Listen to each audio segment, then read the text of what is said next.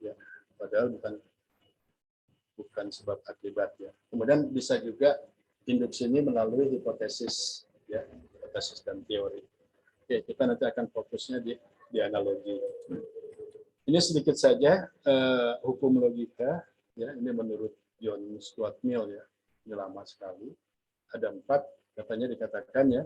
Jadi ada hukum identitas atau law of identity ya, yang menegaskan bahwa sesuatu itu adalah sama dengan dirinya sendiri. Hukum ini adalah hukum kesamaan yang artinya jika A sama dengan B dan B sama dengan C, maka A akan sama dengan C. Ya. Atau kalau A terjadi, maka C juga terjadi. Ya. Itu kan identitas. Ya.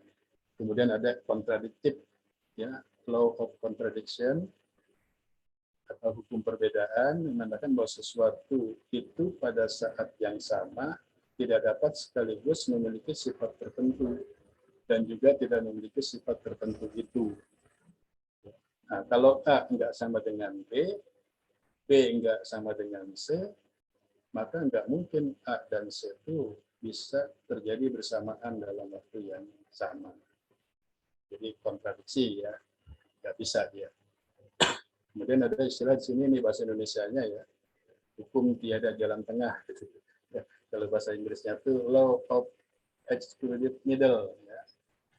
Jadi yang mengungkapkan bahwa sesuatu itu pasti memiliki suatu sifat tertentu atau tidak memiliki sifat tertentu dan tidak ada kemungkinan lain.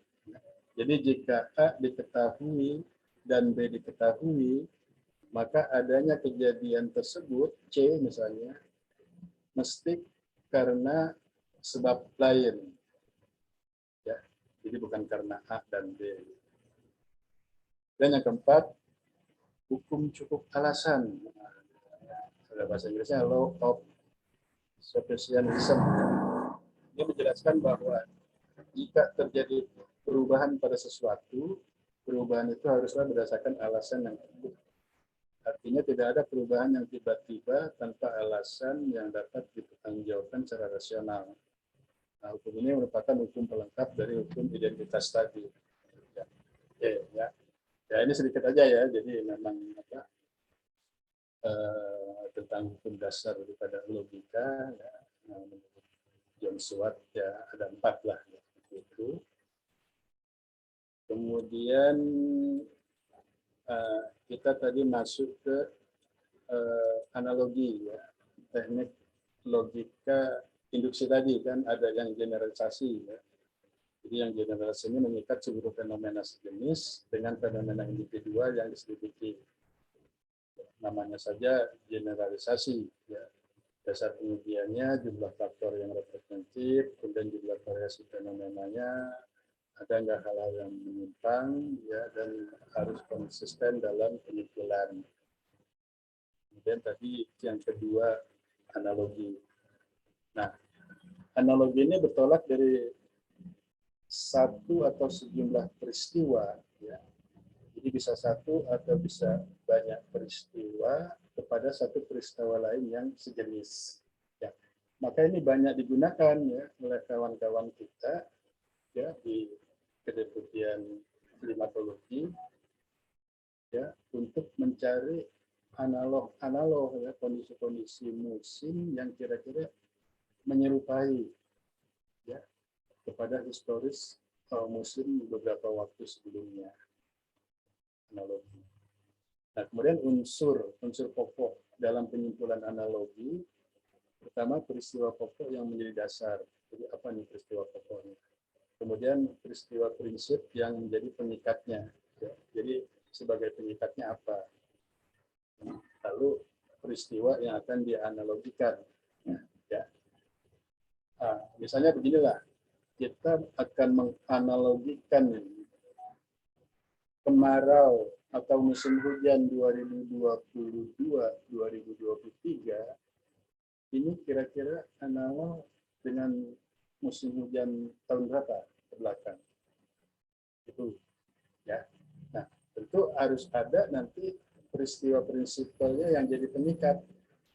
Apa apakah itu suhu muka laut, anomalinya, ya, atau monsunnya, atau ya segala macam ya, kan banyak pertimbangannya. Ya, itu. Nah, juga peristiwa pokok yang menjadi dasarnya. Jadi inilah unsur pokok dalam penyimpulan analogi, ya perlu diperhatikan maksudnya habis ini. Berikut cara menilainya, ya, cara menilai analogi pasti kita harus berpatokan juga kepada jumlah peristiwa yang sejenis. Tadi kalau kita akan menganalogikan musim hujan 2022-2023, ya tentu peristiwa yang sejenis, ya jumlah ke belakangnya, ya peristiwa musim hujan ke belakang itu ya seperti apa.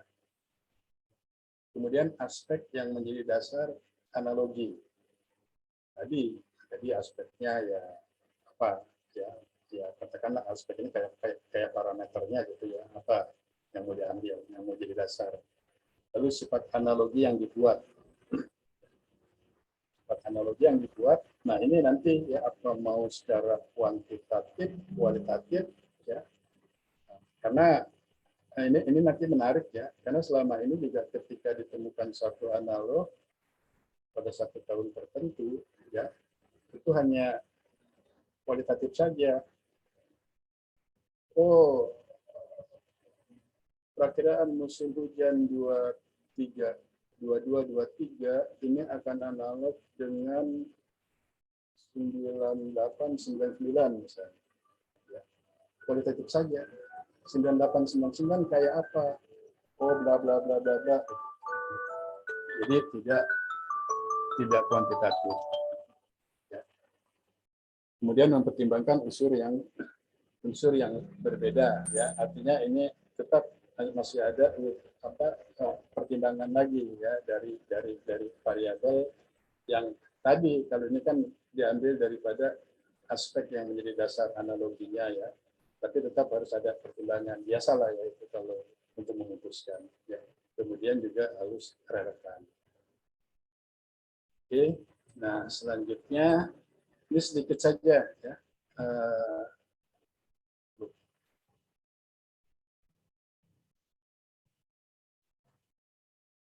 Ya, tentang statistik nih. Jadi kalau kita main-main statistik ini kan ilmu ya atau seni gitu. Beda sekali dengan matematik ya. Jadi statistik adalah ilmu seni pengembangan dan penerapan metode yang paling efektif sehingga kemungkinan kesalahan dalam kesimpulan dan estimasi dapat diperkirakan tadi ya dengan menggunakan penalaran induktif itu berdasarkan matematis dan probabilitas. Jadi memang menariknya kalau matematik itu udahlah 1 + 1 2 selesai, nggak bisa 2,1, nggak bisa 1,9 ya. Kalau statistik itu dimungkinkan 1 + 1 2,5 tapi peluangnya sekian gitu. 1 + 1 1,8 tapi probabilitasnya sekian. Maka dibilang oleh Anderson ini ya itu ilmu seni, ini seni pengembangan statistik itu. Ya. Pentingnya itu belajar statistik, kita bisa ya melihat kemungkinannya, probabilistiknya. Nah, kemudian tadi terkait dengan dua unsur tadi, induktif dan deduktif, ya mungkin ya ini review saja ya. Jadi ketika kita membuat penyimpulan dalam penelitian, ya, ini kan suatu proses menuju ke pengetahuan baru berdasarkan pengetahuan yang telah dimiliki. Jadi selalu ya hasil-hasil penelitian itu akan menuju ke sesuatu yang baru, tapi tetap pasti ada berkaitan berdasarkan pengetahuan yang sebelumnya ya, atau pengetahuan yang sudah ada sebelumnya. Itu nggak bisa lepas lah. Ketika kita di bab metode gitu, data dan metode pastilah ya itu metode-metode juga sudah ada sebelumnya gitu. Nah, lalu di dalam proses ini nanti ada yang induksi, ada yang deduksi. tadi ya, yang induksi itu tadi kan gini ya, adalah penyimpulan dari khusus menuju umum. Ya, kalau dalam iklim itu yang khusus ya parameter-parameter iklim ya, curah hujan, suhu, kelembaban, tekanan dan lain-lain. Nah, maka ini akan disimpulkan apa bunyinya unsur cuaca iklim. Oh, kondisi iklim di Provinsi Jawa Barat demikian ya. Tapi itu kan dikajinya dari masing-masing parameter. Ini namanya induksi. Nah, kalau deduksi justru dari yang umum ke yang khusus. Nah, ini contohnya jangan iklim lah, contohnya aja yang lain lagi hewan. Hewan itu kan umum ya, umum hewan. Lalu akan menuju ke yang khusus. Ya, maka hewan kan bisa ada ayam, harimau, ikan, seperti itu. Nah, malah kalau iklim dibalik ini kondisi iklim. Iklim Oldeman di Jawa Timur. Ya kan, yang Oldeman gitu. Ya. Nah, lalu di khusus-khususnya apa? Oh, bulan basahnya sekian, bulan keringnya sekian, biasanya dan seterusnya. Oke, ya. Ini review saja sendiri.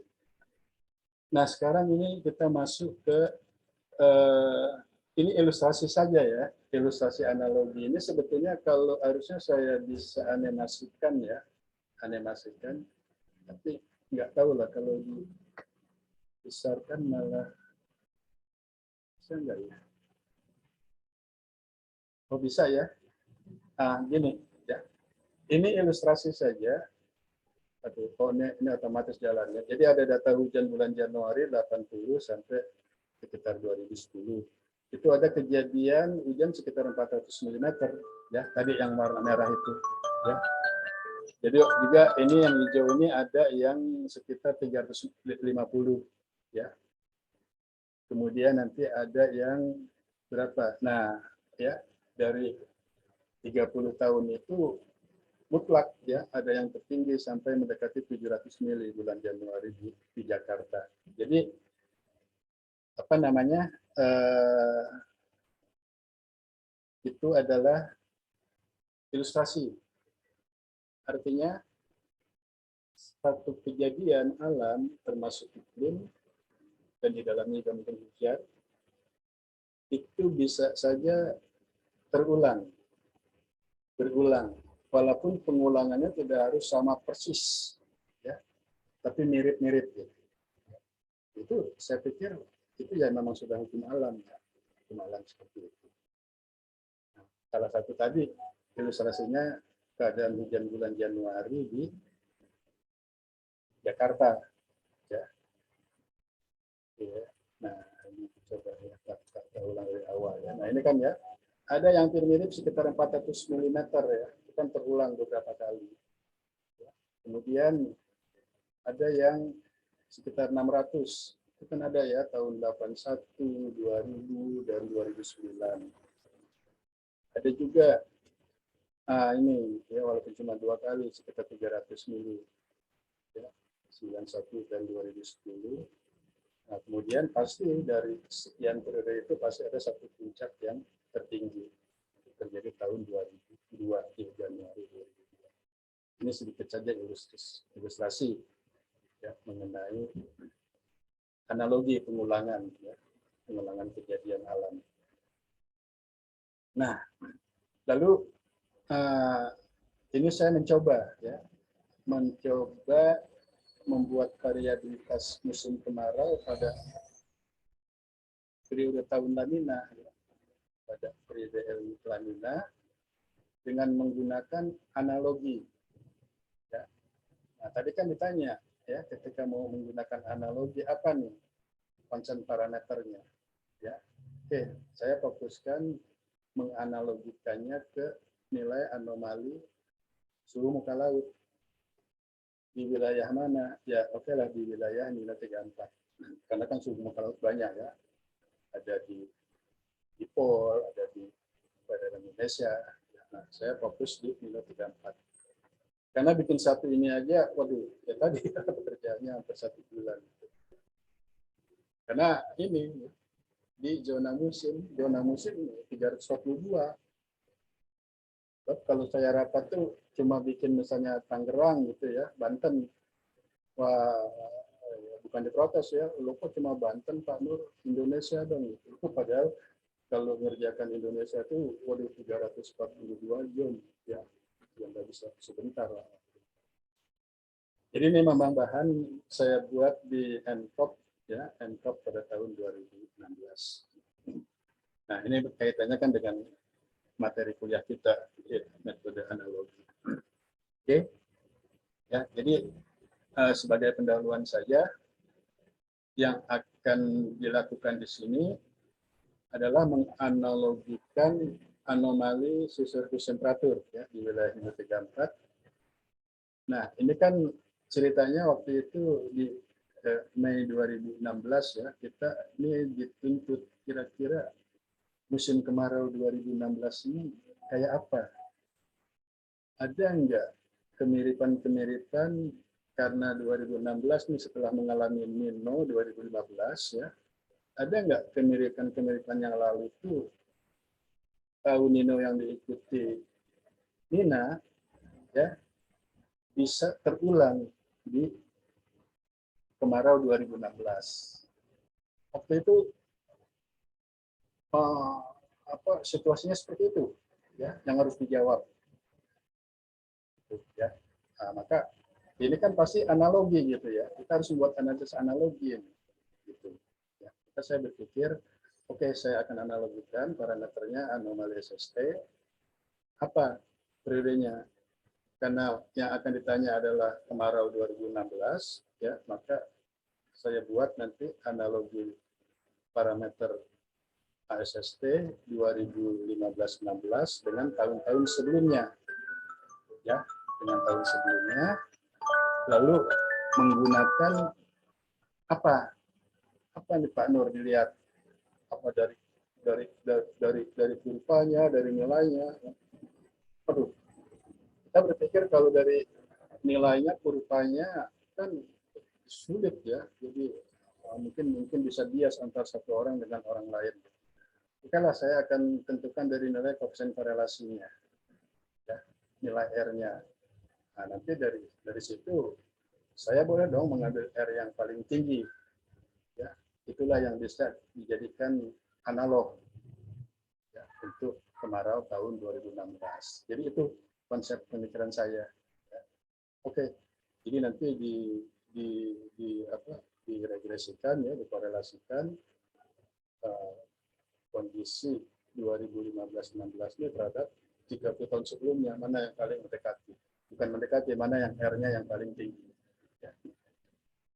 Oke, metode ini didasarkan pada historis bahwa suatu peristiwa ya, alam termasuk juga musim ini memang tidak akan sama untuk setiap tahun. Ya. Namun adanya kemiripan bisa terulang.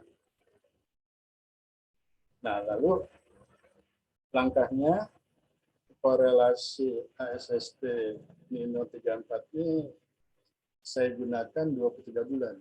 Ya. 23 bulan karena kan akan dilihat ya ASST Januari sampai Desember 2015 ya, 12 bulan, lalu Januari sampai November 2016 ya, kita posisi lagi di bulan Mei ya waktu itu rapat. Nah, jadi itu kira-kira 23 bulan terhadap 23 bulan tahun-tahun sebelumnya. Ya, paham ya?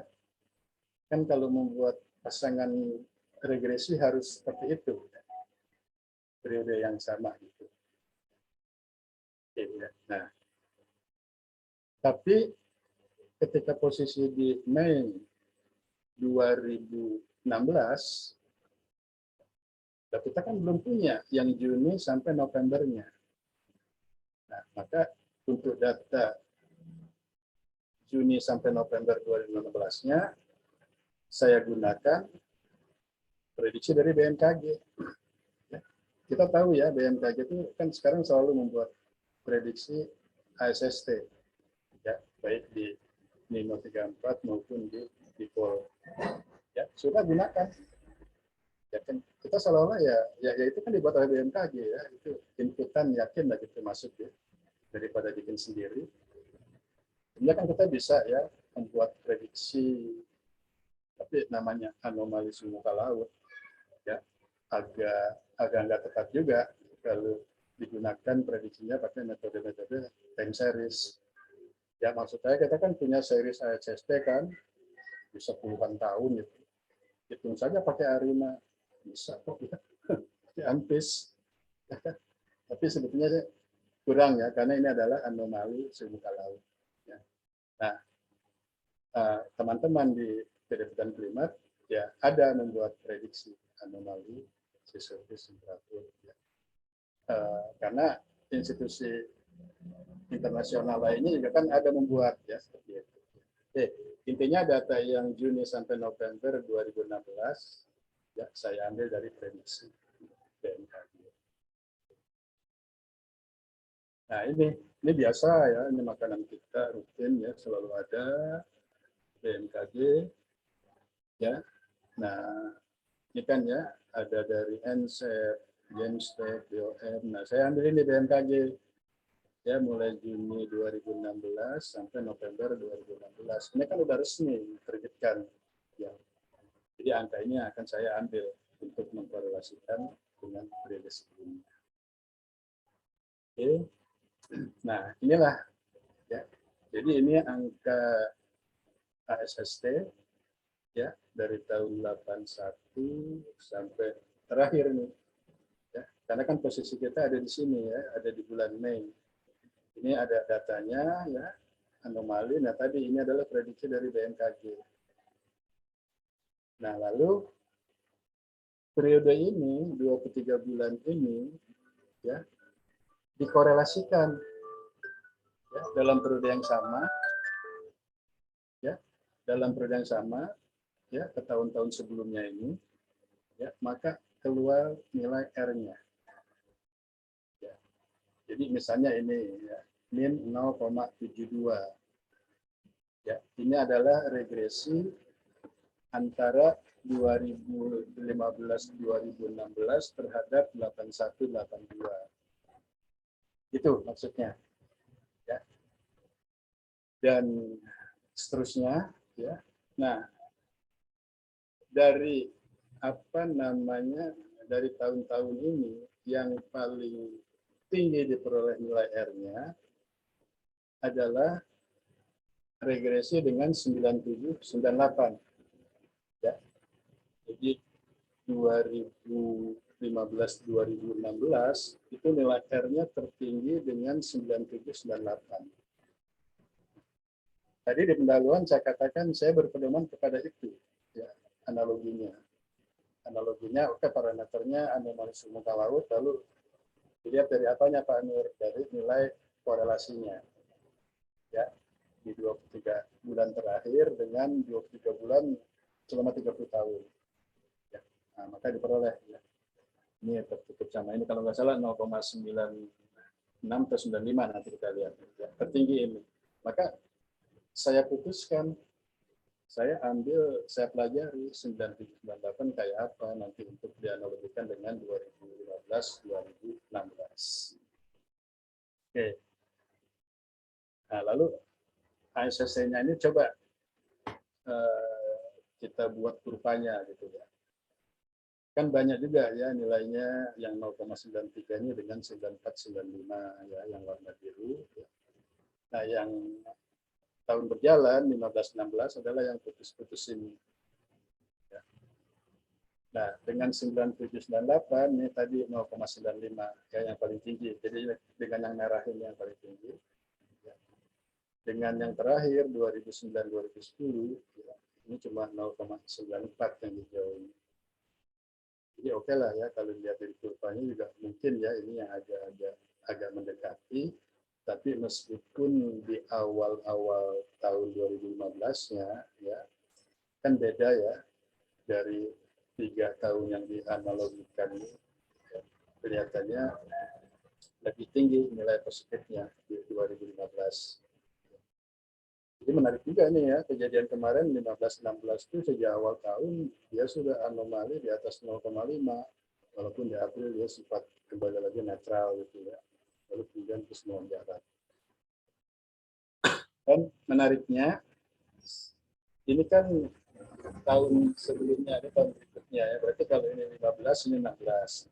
Kalau ini 97, ini 98. Ke tahun berikutnya, ya, ini memang banyak sekali kemiripan. Ya. Nah, semua memang turun ini ya, semua mengarah 98 mengarah ke La Nina, 95 juga, apalagi 2010. Ya. Dan waktu itu prediksi daripada 16 ya yang kurva putus-putus ya seperti ini. Ini kan tadi yang diambil dari prediksi BMKG ya kita plotkan. Ini gambaran saja secara grafiknya ya, yang akan dianalogikan dengan R tertinggi 0,95 yaitu 97, 98 ya. Jadi kurva merah ini dengan yang putus-putus. Sudah diputuskan. Nah, yang saya katakan tadi kebanyakan masih kualitatif ya. Oke, kita bisa ambil kemarau 2016 itu seperti 98 atau 95 atau 2010. Nah, itu kan masih kualitatif. Nah, saya coba gitu ya. Kenapa harus secara kualitatif saja gitu? Kan bisa dikuantitatifkan kalau terkait dengan musim ya. Kalau memang kita analogikan yakin mirip 9798 ya, lalu kemaraunya di atas 98 memang kan basah kan kemarau 98 itu.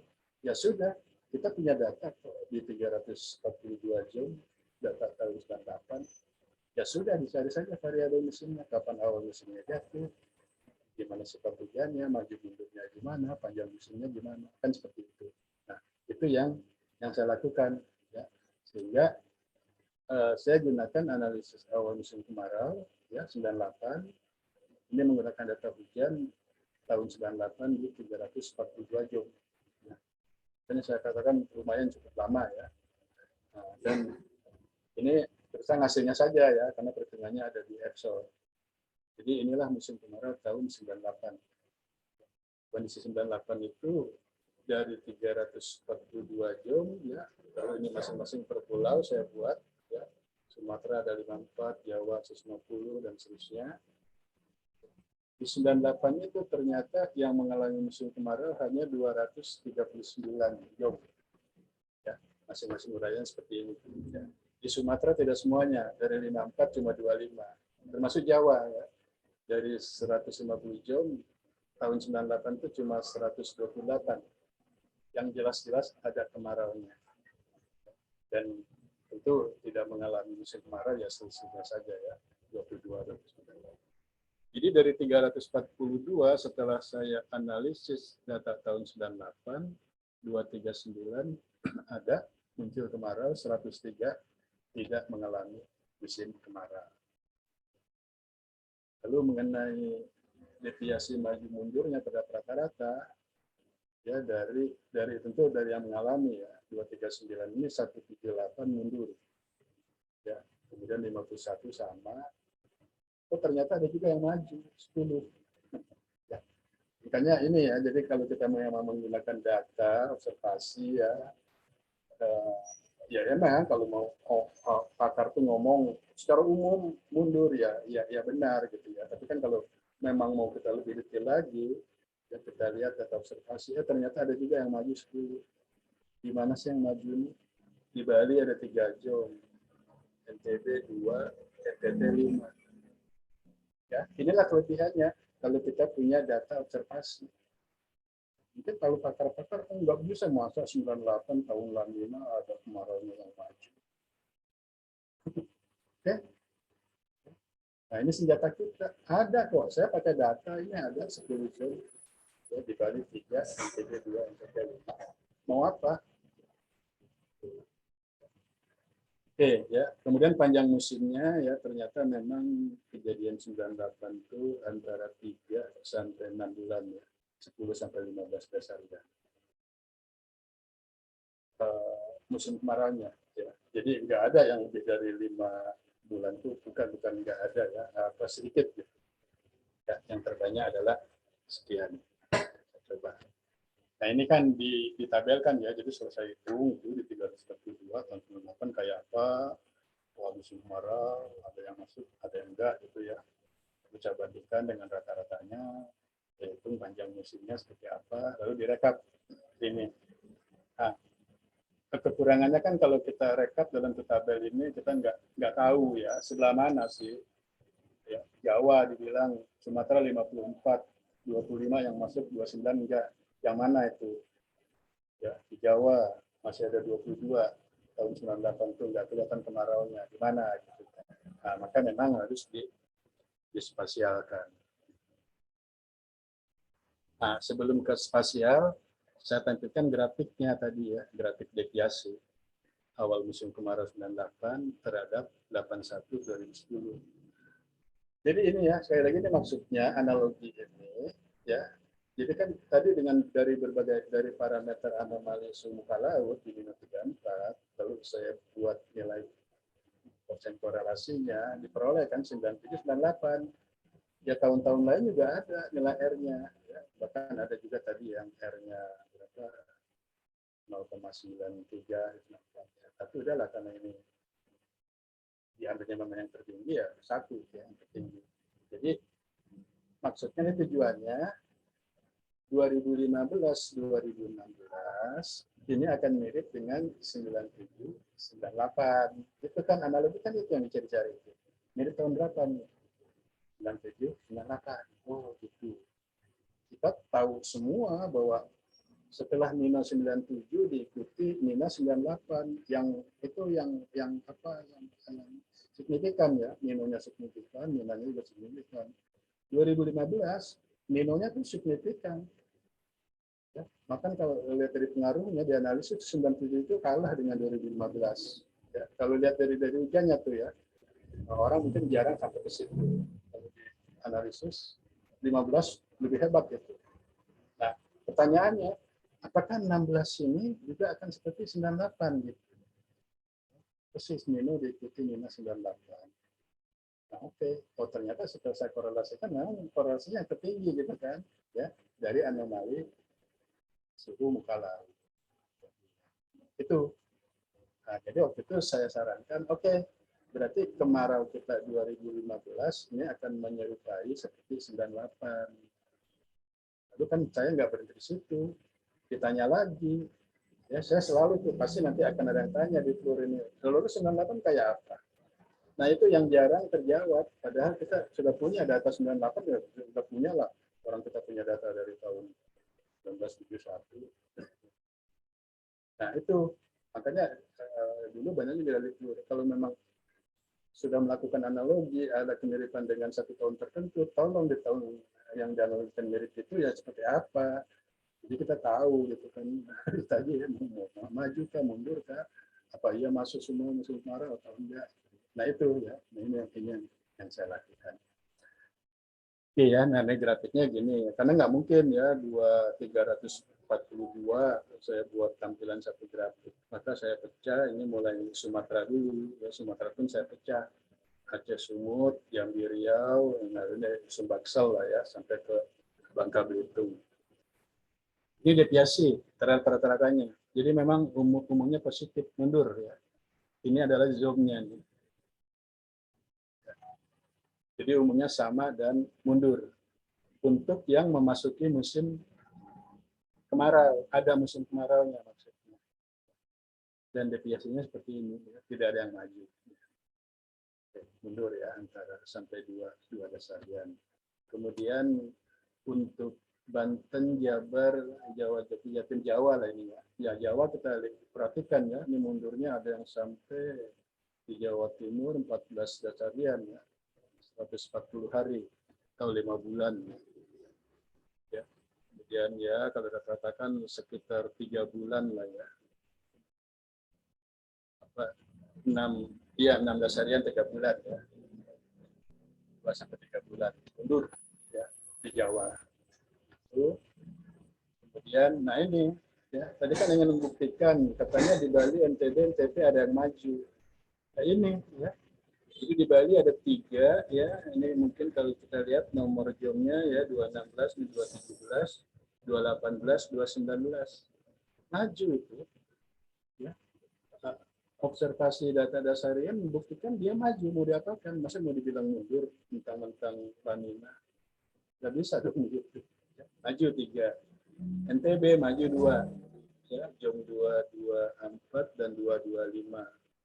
Kemudian Nusa Tenggara Timur ada 5 maju, JOM 245, 249, 254, 256, 257. Maju. Bahkan majunya ada yang sampai 14 harian di Nusa Tenggara Timur gitu ya. JOM 249. Fakta. Jadi masukkan aja buat kita, oh ternyata pada kondisi lanina pun ada dimungkinkan suatu wilayah zona musim awal musim kemaraunya maju. Ya, dan ini terjadi di wilayah timur, ya Nusa Tenggara lah, atau di Nusa Tenggara. Ya, ada. Jangan dianggap nggak ada. Gitu. Ya, kalau ada yang bilang nggak ada itu salah. Oke, kemudian untuk Kalimantan, Sulawesi, Maluku, Papua. Di Kalimantan ya semuanya mundur. Sulawesi juga ya. Ini sekali lagi bagi jom-jom yang sudah masuk ya, lalu ini adalah deviasinya. Ya, dan ini Maluku, Papua. Oke. Karena ya inilah yang saya katakan ini kuantitatifnya seperti ini. Ya. Jadi tidak hanya, oh udah mirip 98 gitu ya, nah kemaraunya akan mundur. Mundur seberapa, di mana, bagaimana, kan itu harus dijawabkan. Oke, nah lalu setelah ini, wah udah saya berusaha, walaupun udah cukup berat ya, coba dispasialkan gitu ya, dispasialkan kayak apa. Nah inilah ya. Jadi ini adalah awal musim kemarau tahun 98.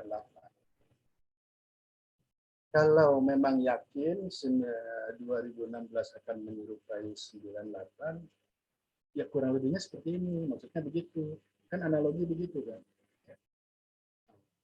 Nah, tentu yang mulai Maret, April, kebanyakan kan misalnya kita di Jawa ya, di Jawa ini Mei sudah ada yang masuk. Tapi ada juga nih yang putih-putih ini yang tadi dikatakan dari data dasariannya dia tidak menunjukkan adanya musim kemarau ya. Ada di Jawa nih yang putih-putih. Ya. Mereka ini Juli jauh ya, Mei, Juli. Ya, kemudian di Sumatera seperti ini. Ya. Jadi ini ya, dia kan kita ingin tahu juga ya peserta rapat distribusi sebarannya kayak gimana Pak Nur tahun 98. Inilah awal musim kemarau tahun 98. Di Sumatera banyak yang enggak mengalami musim yang putih-putih. Oleh Kalimantan, Sulawesi itu. Dan kalau kita fokuskan di Jawa ini, jadi di Jawa 98 itu yang enggak mengalami musim kemarau, ini cuma ini nih. Ini warna yang ini. Jadi jangan terkecoh. Oh 98 Lanina. Oh, musim kemarau basah. Benar kalau musim kemarau basah. Artinya kan statement orang masih ada musim kemarau-nya. Tapi yang bilang nggak ada musim kemarau. Di mana? Yang sebagian besarnya ada kok masuk. Ada yang bulan Mei, Juni, Juli, walaupun pendek. Ya, pendek itu ya memang gak dibedakan, jadi kemarau-nya basah. Yang benar-benar nggak mengalami, lagi-lagi argumen kita pakai data observasi yang ini. Cilacap ini ya, Cilacap, Wonosobo apa ini ya, lalu Pangandaran sini ya, terus Cianjur ya, selatan sampai ke Puncak Bogor. Ya lagi ada fakta ya, ini saya pakai data gitu. Pakai data. Ya, makanya waktu saya paparkan ini Pak Deputi juga waduh ini bagus nih gitu ya Pak Nur. Jadi ya kita nggak bisa menjustifikasi mengklaim 98 nggak ada kemarau di Jawa. Ternyata Pak Nur buat ada ya. Ya inilah Pak. Walaupun pendek tadi kita lihat nanti panjangnya itu.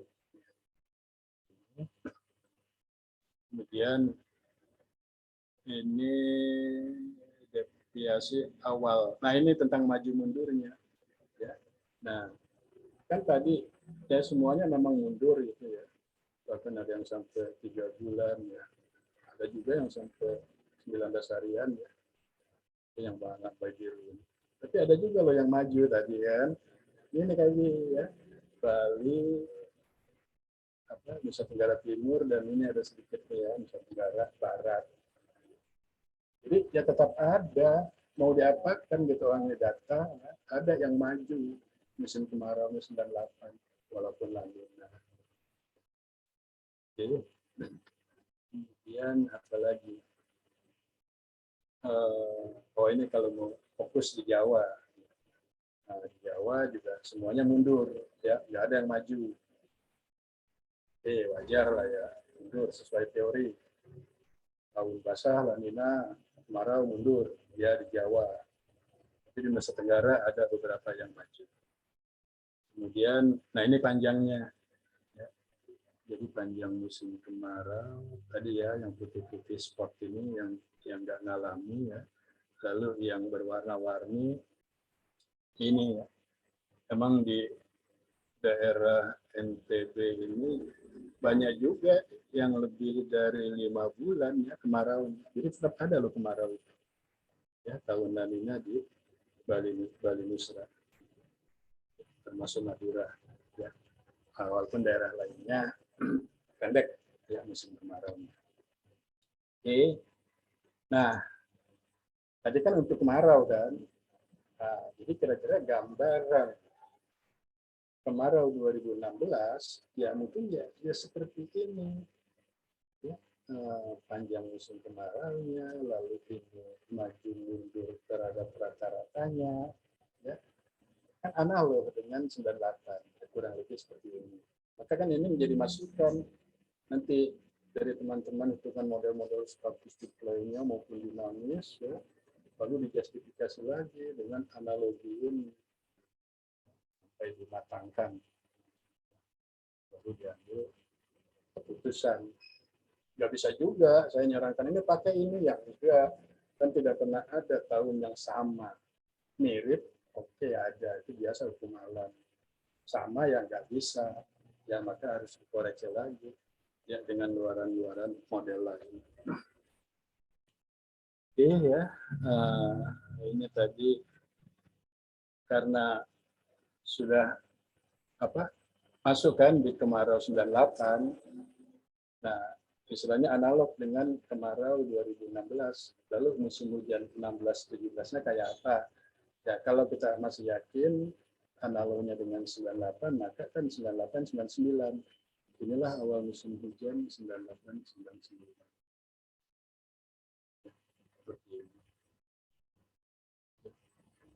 Di Agustus sudah banyak, ya mulai sampai November. Nah, kemudian, tadi kan baru bicara awal. Ya. Variabel musim itu kan salah satunya awal musim, panjang musim, sudah kita bahas. Terus sifatnya gimana?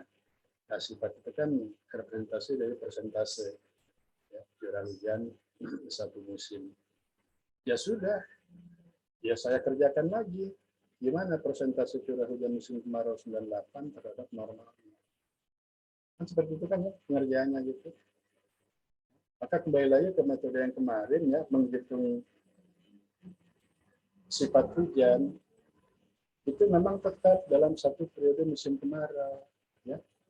Nggak bisa kepada musim kemarau kejadian masing-masing tahun yang selalu maju mundur bingung, gitu kan, tidak proporsional. Ya. Maka saya cari persentase ini terhadap rata-rata ini, ya, 98. Hasilnya kayak apa? Nah, kembali ya, ini untuk zona musim di Sumatera, persentase curah hujannya musim kemarau 98 seperti ini ya. Yang kuning ini normal ya, 85 sampai 115. Lalu ya sebagian besar emang normal sampai atas normal ya, walaupun ada beberapa zone di bawah 85%. Kemudian di Jawa ya, di Jawa hampir semua zone badan 98 itu normal sampai atas normal. Artinya di atas 115%. Tidak ada yang di bawah 85%. Kemudian Bali, NTB, NTT ya, kita lihat ya. Jadi mungkin ini tadi ada beberapa zone yang memang dia awalnya maju ya, ternyata prosesnya juga ini ada ya. 224 ya, ini kan cuma sekitar ya berapa ya 80% gitu ya, 50, 100. Tapi yang lainnya sama seperti Jawa, normal sampai atas normal. Kemudian di Kalimantan, Sulawesi, Maluku, Papua juga sama, ya normal sampai atas normal. Ya, di daerah yang ada musim kemaraunya tidak ada yang di bawah normal. Oke. Itu lalu kembali dispasialkan. Nah, jadi ini ya spasial. Tentunya membuat kelas ini juga bisa lebih dirincikan ya. Karena kan tiap Zoom ini pasti ada nilainya ya. Tapi saya batasi ya dengan istilah sifatnya juga ya, bawah normal, normal, atas normal, maka coklat, kuning, hijau. Dan ini sengaja lah dipisahkan ya, melihat yang persennya memang tinggi sekali kan, di atas 200%. Maka seperti ini. Kemarau 2009 ya, hampir memang basah ya, di atas 200% hijau semua itu. Bagi yang masuk ya kemaraunya. Nah, kalau fokus di Jawa ya ini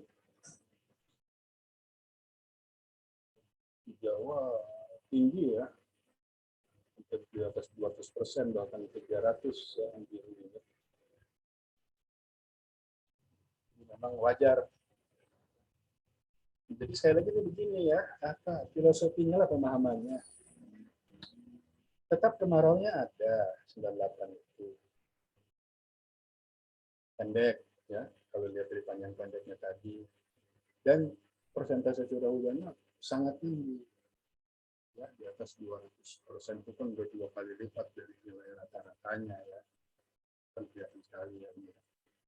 2 sampai 3 kali lipat dari nilai rata-ratanya. Bayangkan kalau katakanlah ini apa nih ya, Kerawang gitu ya.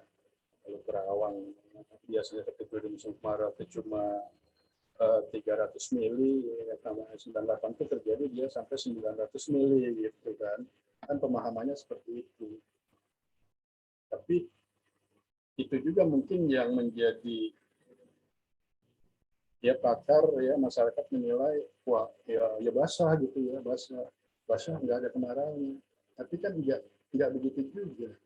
Itu kan kemaraunya ditentukan dari data hujan dasarian yang memang di bawah 50, lalu sudah diikuti 2 dasarian berikutnya ya, ikut dengan dasar pertamanya itu, ya itu ada muncul. Walaupun harinya pendek ya, cuma ditemui 6 dasarian, 5 dasarian, ya tapi memang itu kan ya katakanlah kemarau. Ya, memang itu di tahun La Nina ya, seperti itu. Ya, supaya meluruskan aja ya, bahwa 98 itu ada. Tapi kalau memang bicara dari sifat hujannya memang basah ya. 400 kali lipat ini nggak main-main ya. Curah hujan. Oke. Dan biasa cara teori La Nina itu meningkatkan curah hujan di periode musim kemarau. Ya, kalau di periode musim hujan enggak, La Nina itu biasa aja seperti normal. Ya, peningkatan terhadap curah hujan di periode musim hujan ya, tahun La Nina juga akan seperti ini nih, sampai 3-4 kali lipat dah, ya, biasa saja. Kemudian, nah inilah ya, jadi sampai kepada satu kesimpulan, dilihat dari analogi koefisien korelasinya ya di wilayah 34, 15-16 ini ya punya nilai R 0,95 terhadap 97-98. Ya, maka dalam kesimpulan ini ya macam saya direkomendasikan MK 16 itu analog dengan MK 98. Jadi 98 bagaimana kondisinya ya, inilah kuantitasnya 98 ya, 239 masuk musim kemarau, 103 enggak masuk ya, kemudian dirinci per pulaunya ya seperti ini. Kemudian awalnya umumnya tadi lebih lambat ya, tapi selalu ini juga ada disebutkan ya yang lebih awal ya, di Bali, NTB, NTT ya. Jangan dihilangkan ya, Kalau kita ini sebagai saintis ya, hal seperti ini nih jangan termakan oleh isu seolah-olah nggak ada. Jangan ya, kalau kita saintis di sini kita munculkan ada loh yang maju 1 sampai 14 harian di beberapa tempat di Bali Nusra. Ya. Jangan termakan oleh isu, oleh pasar. Percuma dong kita jadi saintis. Faktanya ada. Oke, kemudian simpulan yang berikutnya panjang musim. Ya, umumnya memang lebih pendek. Tadi ya, ada kemaraunya meskipun pendek. Karena kan itu sudah disepakati. Ya. Awal musim kemarau ditandai dengan curah hujan pada dasarnya kurang dari 5 diikuti 2 dasaran berikutnya minimal. Kan sudah disepakati. Walaupun itu terjadi cuma 5 dasarian, 6 dasarian, ya kemarau.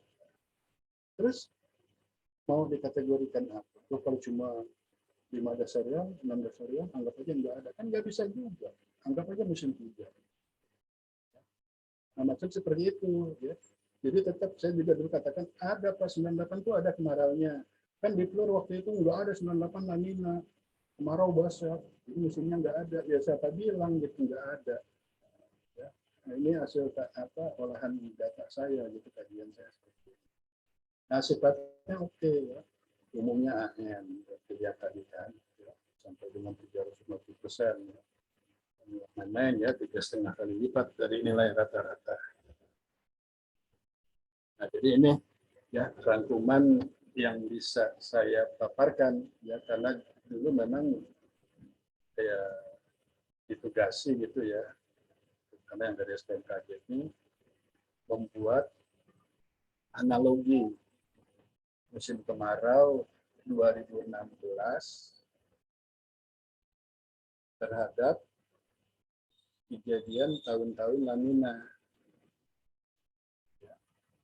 Nah, maka saya coba mulai berpikir gitu kan model analoginya nih apanya gitu. Ini terus terang ya ini kan juga enggak menganggap ini apa paling hebat enggak, saya juga jauh dari hebat ini ya, jauh dari benar. Kenapa? Karena baru satu parameter saya gunakan yaitu anomali SST wilayah minus 34 ya. Coba kalau dikombinasikan saya pakai lagi nanti ASST di wilayah Indonesia, ASST di Samudra Hindia mungkin bicaranya akan beda hasilnya mungkin gitu ya, bisa juga sama sih ya seperti itu ya. Jadi bagaimanapun kan saya katakan baru dari satu parameter ini saja wah demikian demikian dasar ya pekerjaannya gitu. Karena kita ingin kuantitasnya muncul itu tidak hanya kualitas sehingga ya diperoleh seperti ini ya. Dan ini benar-benar ya, ini sangat diapresiasi oleh Flur karena ini kan biasalah ya paparan ini itu biasanya kita dari STMKG itu diberi waktunya di awal gitu ya, di awal. Nah baru kan nanti dari kawan-kawan dari kedeputian ya, misalnya dari bidang variabilitas.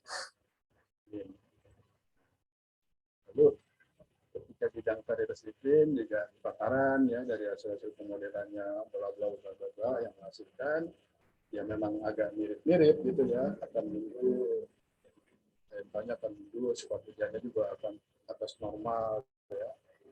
Nah ya karena kita dari STMKG juga sudah memberikan analogi seperti ini kan memperkuat ya memperkuat keyakinan prediksi itu kira oke tinggal dijustifikasi saja kan mana ini kira-kira ini 16 ini memang akan separah 98 atau gimana kan dipertimbangkan lagi sehingga mungkin ada ya dijustifikasi lah biasa dulu kerjaan saya juga menjustifikasi gitu ya jadi tidak ada dari satu model keluaran pun kita anggap itu yang hasil akhir enggak gitu ya justifikasi belum lagi nanti kalau ketemu kita undang lagi institusi dari luar BMKG kan dari LAPAN, BPPT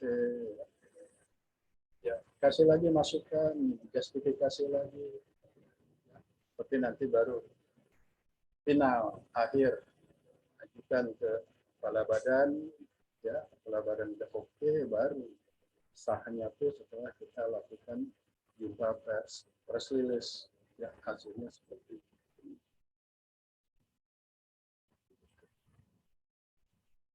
Ya, jadi ini sedikit apa namanya, karena materi kita adalah tentang analogi, ya, karena analogi ini juga memang digunakan bukan hanya oleh BMKG nasional, institusi internasional pun tetap menggunakan metode analogi ini, ya sebagai salah satu bahan untuk membuat prediksi, ya pertimbangan dalam membuat prediksi. Ini sedikit kenangan saya, ya dengan angkatan berapa saya lupa ini, ya. Ini kita PKL loh. PKL ke Gunung Bromo. Nah ini saya masih muda ya, karena udah nggak kuat kayaknya kalau harus naik ke Bromo. Nah ini teman-teman ya, yang sudah lulus semua. Oke ya, masih ada waktu, silakan kalau kita mau diskusi tentang analogi. Monggo.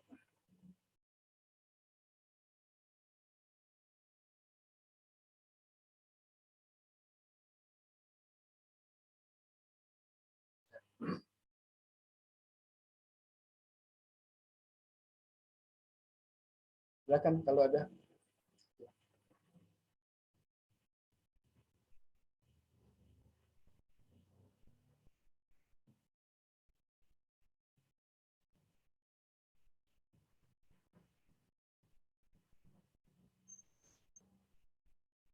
Ini sebenarnya bagus nih ya kalau mau buat penelitian juga ya, pada analogi. Cuma nanti kalau untuk konsumsi penelitian, hasil dari analoginya ini diverifikasi lagi, dievaluasi dengan kenyataan. Ya, gitu. Atau kan kalau namanya penelitian kan akan lebih apa namanya lebih detail ya, lebih kompleks itu. Tadi kan, nah ini kan ada beberapa ya, ada beberapa yang mirip ini ya dengan nilai R-nya ya, mirip diambil dari nilai R kan 0,3, 0,95, 0,94 ya. Bisa saja ketiga tahun ini juga dievaluasi.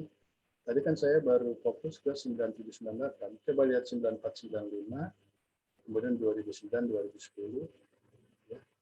Nah, lalu nanti tadi verifikasinya, validasinya lihat kondisi 2016. Kalau di penelitian kan pasti sudah ada itu data ya. Nah, ini kan bagus itu ya, bagus itu. Jadi itu kan bermanfaat untuk ke depan ya, ketika terjadi anomali SST di Pasifik sana ada yang mirip-mirip seperti ini, misalnya nanti 2022, 2023 ya. Nah, kan bisa dipakai dari salah satu ini yang setelah divalidasi ya dengan kondisi 16-nya ini ya di antara ketiga ini ya ternyata yang paling mendekati ya caranya mungkin pakai root mean square error ya, pakai errornya RMSE. Dari ketiga kejadian ini mana RMSE yang paling rendah. Gitu biasalah ya kalau penelitian kan harus lebih detail gitu ya. Kalau ini kan hanya konsumsi untuk rapat aja. Gitu.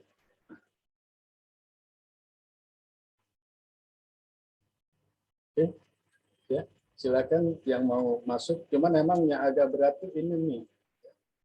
Ini kan nggak main-main ya. Dari 342 joule, data 98 kita lirik, kita analisis, kita olah masing-masing ya, sehingga ditemui seperti ini. Ini yang paling berat ini ya. Nggak mudah ya. Saya tahu lah gitu ya. Penentuan awal musim itu memang terlalu strict. Kurang 50, lebih dari 50. Ya, ya memang strict juga kan kita emang adanya 2 musim aja, kemarau hujan. 49, kemarau. Nggak boleh tambah-tambah, Pak. Dibulatin lagi 50 jadi hujan. Nggak bisa. 49 jadi kemarau. Kan strict gitu kan. Diikuti 2 dasaran berikutnya. Pak udah turun naik lagi. Kan ada solusi. Ya kan? Solusi pakai mopenya trade. Kalau dia turun putuskan, karena itu adalah solusi kita, pilihan kita mau pengeprit. Setelah di pengeprit turun Pak di bawah 50, putuskan bahwa itu udah masuk kemarau.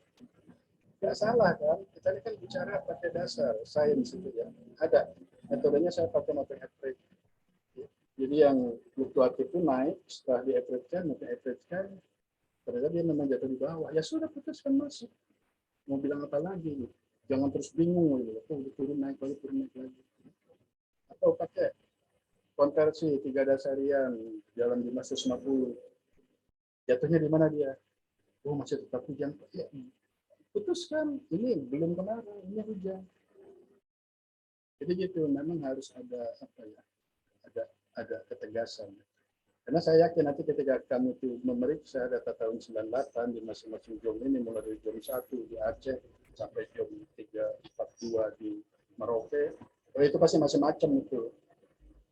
Ya, itu datanya. Dan biasanya tarung itu pada bingung juga. Menurut si A ini Pak jatuhnya di sini, menurut si B begini. Ya udah, kita ada solusi itu. Pakai MA, pakai konversi 3 bulan, kemudian satu lagi kalau modus segala macam belum lagi ya, belum kita bantu. Tuh ya, kerja beratnya di sini. Kerja beratnya di sini. Sekaligus bahwa ini adalah kelebihan daripada peneliti BMKG. Ya, beda ya, kawan-kawan saya di IPB juga peneliti semua, mana punya dia data ini.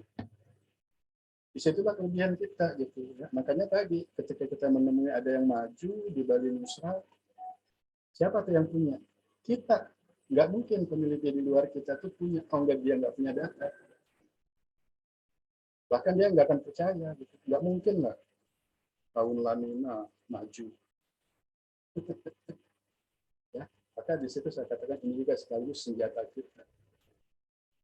Kita pakai data observasi, data in situ. Dan memang berat mengolah ini. Jadi kalau nggak serius, sulit loh. Rekap ini sih gampang ya.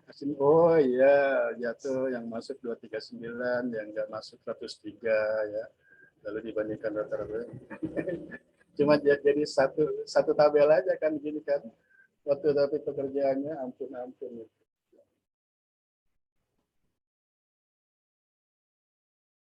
Oke, mungkin ada masukan tentang analogi.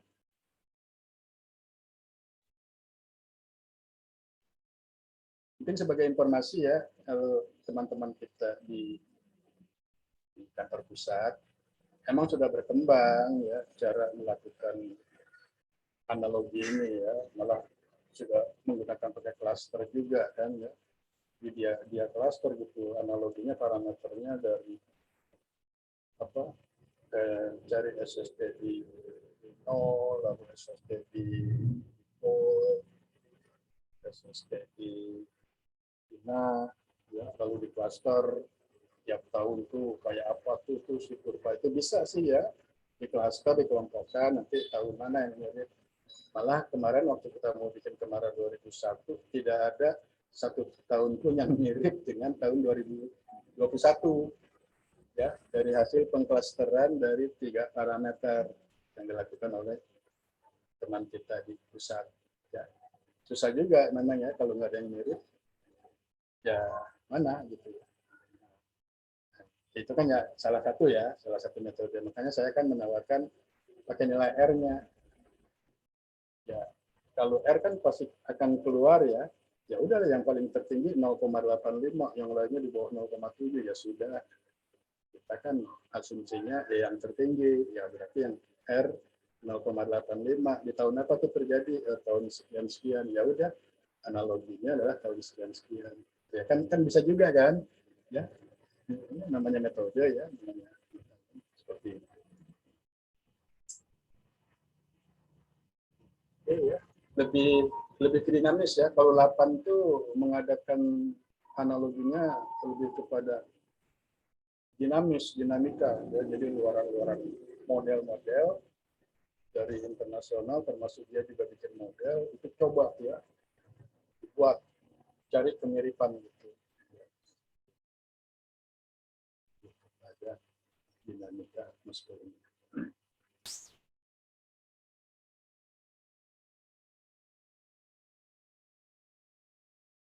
Silakan, ada yang mau komentar, diskusi tentang ini, ya. Nah, bikin aja satu kayak gini, ya. Ini bagus kalau Jawa ya, Jawa datanya bagus, jomnya banyak, dapat ya. Kalau untuk konsumsi penelitian mungkin nggak perlu 342 jam gitu ya. Udah, itu zona musim di Pulau Jawa saja. Paling nggak ya akan tampil seperti ini. Ya. Jadi kalau kita mau ambil 3 tadi ya, yang R-nya 0,93, 94, 95, ini kan yang 0,95. Kita cari yang 0,94 tadi tahun berapa, dibuatkan juga. Gimana awal musim kemaraunya. Terus cari yang 0,93. Ya kan, dipetakan kayak gini. Dan nanti cari apa observasi tahun 2016 ya, dipetakan juga. Kan secara spasial juga akan kelihatan ya yang lebih mendekati tahun berapa. Dan secara kualitatifnya ya pakai RMS tadi, referensi area. Banyak kok sebetulnya penelitian itu yang ya kalau menurut saya sih yang mudah-mudah saja tapi bermanfaat, benar gitu ya. Karena kita juga sayang kita punya data, ya. Nggak perlulah ngarep-ngarep tentu data-data reanalisis yang gimana karena harus diuji. Ya. Sekarang saya juga punya anak bimbingan bingung gitu ya. Jadi pakai proyeksi, lalu karena data proyeksi itu kan harus terkoreksi. Nah, ketika mau dibuat terkoreksinya, karena terlalu banyak, mandek. Itu ya, terjadi ini ya. Ini udah mau akhir nih ya, hasil udah mau dibuat. Aduh, gimana? Ya. Jawa Tengah lagi ya, satu provinsi. Aduh, bingung juga saya gitu. Gimana Pak kalau udahlah data proyeksinya saja yang dipakai? Nggak bisa, harus terkoreksi. Nanti bermasalah itu di sidang. Kita percaya sama data luaran model mau RCP berapa gitu. Kan harus terkoreksi dulu. Ya. Kalau data dilepas gitu aja, waduh, bisa kacau balau gitu. Gimana Pak? Kalau running-nya macet begini. Ya udah saya bilang pakai periode database-nya saja lah, database-nya yang dicarikan nilai errornya itu untuk terkoreksinya. Nah, nanti itu mungkin dipakai untuk keluaran proyeksinya. Itu aja ya, minimal kita menyiapkan kalau itu jadi pertanyaan ya nanti di paparan itu di sidang. Karena nggak bisa ya, karena dari beberapa penelitian angka keluaran proyeksi yang belum terkoreksi dengan yang sudah terkoreksi itu jauh banget. Mau suhu, mau curah hujan, jauh banget itu. Maka kalau yang proyeksi ini tidak dikoreksi ya, tidak terkoreksi, ya apa jadinya? Suhunya bisa deviasinya di atas 2 derajat, 3 derajat. Waduh, nggak mungkin juga lah ya. Curah hujannya juga melompat tinggi. Ya, jadi sekali lagi ya, inilah apa mungkin butuh penelitian gitu yang sederhana tapi bermanfaat dan dan apa representatif gitu, fakta gitu. Saya tuh lebih suka begitu, sederhana, bermanfaat, fakta gitu. Yang kebanyakan ini tidak dimiliki oleh para pakar, para peneliti lain. Itu ya. Yang kita kan tahu ya, selalu mereka selalu pakai global gitu kan ya. analisis segala macam gitu. Saya lebih suka ya udah, kalau kita punya data yang sederhana aja, buktikan nanti gitu kan. Opini-opini, teori-teori itu buktikan saja dengan data yang kita olah. Seperti ini kan, oh ternyata kemaraunya ada 98 walaupun pendek. Oh ada juga memang daerah-daerah yang tidak masuk. Ya ini kan ada. Tidak masuk musim kemarau. Ya. Tinggal nanti pakar, para peneliti, ya gimana? Dia menilai kemarau 98 di Jawa itu nggak ada, misalnya kita tanyakan ada La Nina. Benar nggak ada Pak, tapi di sini nih ya Cilacap, ini Pangandaran, yang lainnya ada Pak, yang lainnya ada, walaupun pendek, cuma 2 bulan, kan kemarau juga. Ya, itu maksudnya hal-hal seperti itu yang representatif, tidak tidak menjustifikasi, mengumumkan, mengeneralisasi gitu. La Nina, udah.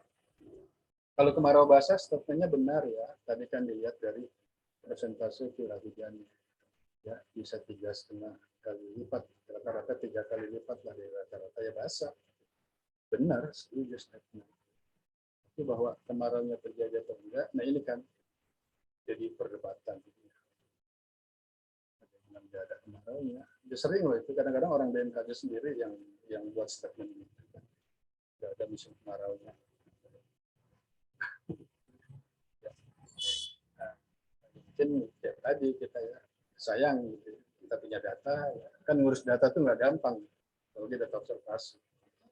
Kalau data reanalisis ya cukuplah kita punya laptop aja yang memadai ya, bisa ngerani. Itu kan udah data observasi, waduh ampun itu ya, nggak sembarangan. Makanya sayang kalau tidak dimanfaatkan.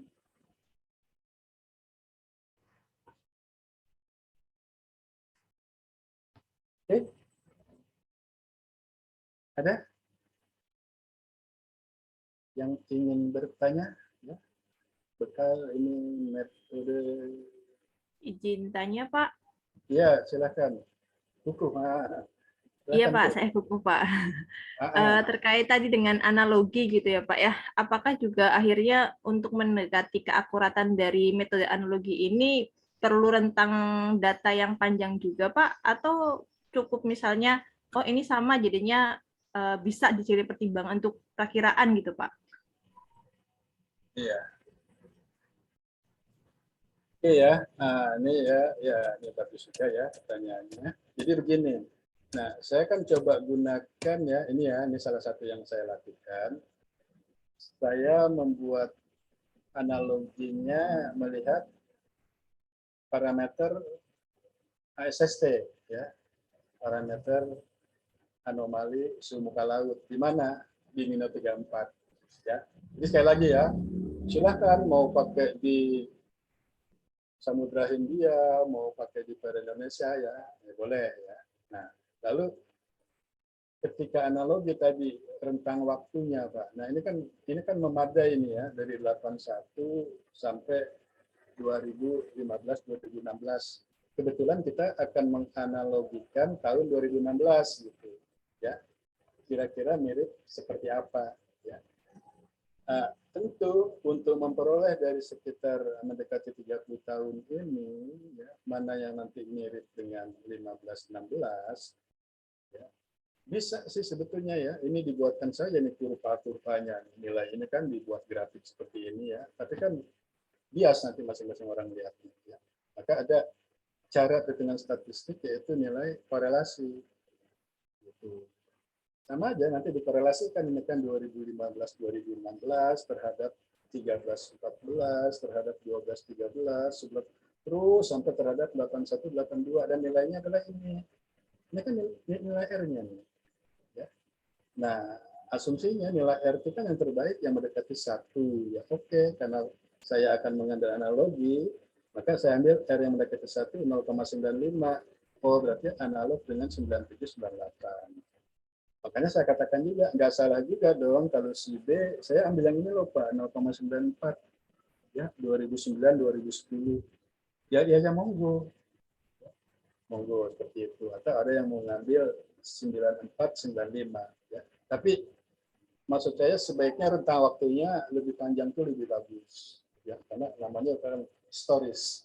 Ya, historis. Misalnya kalau kita cuma batasi, saya cuma punya data 10 tahun nih Pak ya, misalnya ya, kita mau menganalogikan 15, 16, 10 tahun kan berarti dari 2005, 2006 ya, 2005, 2006, ini kan ke belakang berarti nggak ada. Nah setelah dianalogikan, kan akan keluar cuma ini, ya 2009, 2010, yang R-nya besar lah gitu ya. Nah, sedangkan ini kan hilang dua-duanya ya, karena memang nggak ada historis digunakan. Nah, uh, uh, ya kalau kita bicara emang klimatologi, emang rentang waktu yang lebih panjang itu lebih bagus ya. Jadi bukannya nggak bisa ya kalau mau menggunakan yang 10 tahun juga, ya. Cuma kan ya nanti tinggal penilaian ini ya, penilaian penggunanya gitu ya. Ini dia analogikan terhadap historis berapa puluh tahun ke belakang gitu ya. Kan beda antara yang menyatakan, oh saya cuma pakai 10 tahun, saya 20 tahun, saya 30 tahun, itu akan yang lebih dipercaya yang pakai 30 tahun. Itu kalau mengenai historis tentang waktu yang sebagusnya digunakan. Nah, kebetulan kan ASST ini mudah ya, mudah ini kita download gitu ya, masih tersedia ada gitu. Sekaligus juga maksudnya begini, tadi kan tujuan daripada analogi ya. Nah, kalau kita tujuannya ingin mencari kemarau 2016 kan tadi ada ya di teorinya ya. Maka kita usahakan di periode data yang akan kita analogikan ini nanti akan ada muncul data musimnya ya.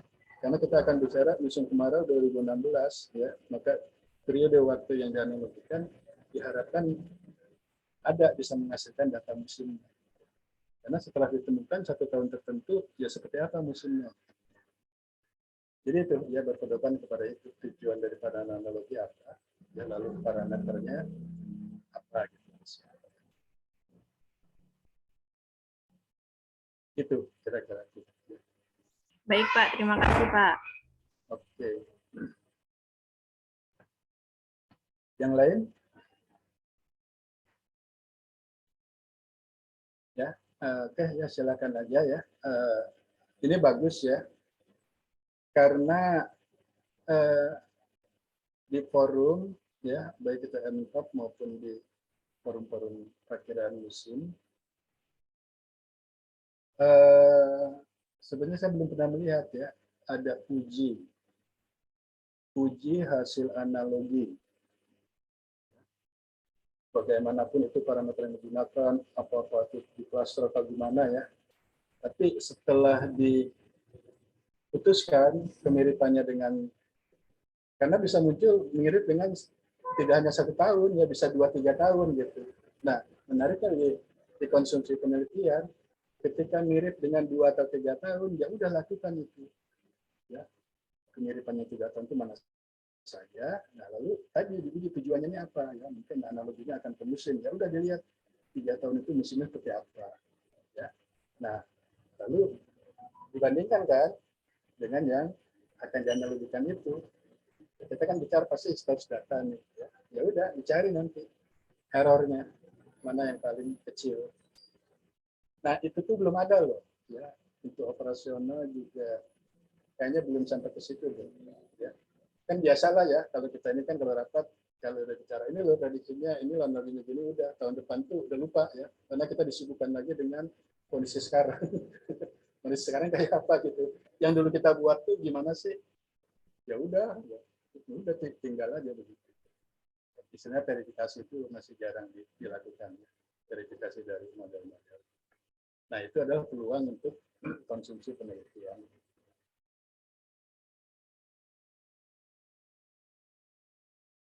Oke, ya kalau nggak ada ya nanti ini bahannya saya kirim ya.